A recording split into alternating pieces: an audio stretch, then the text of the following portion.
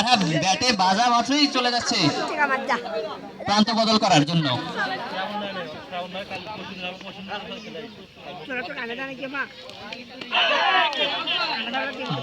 এবং 10 ওভারে caught out হয়ে গেলেন আরো একজন ব্যাটসম্যান।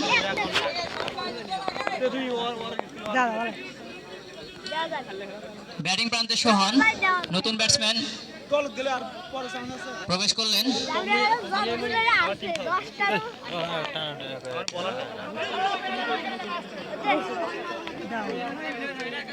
আবার একটি রান আউট।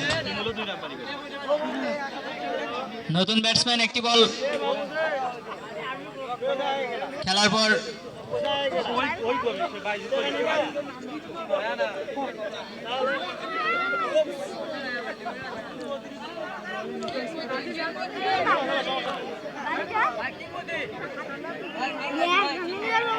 কমলপুর ক্রিকেট একাদশের নতুন ব্যাটসম্যান কিং মহতি।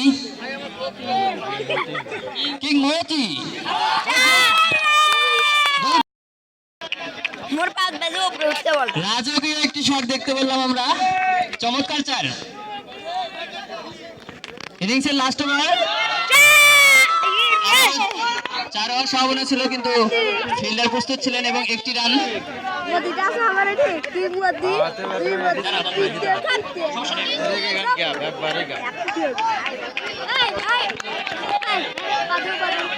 কমলপুর ক্রিকেট একাদশের দর্শকরা অনেক উজ্জীবিত। তাদের ব্যাটিং প্রান্তে কিং মহতি নামে নতুন ব্যাটসম্যান, এবং তিনি আউট হয়ে গেলেন।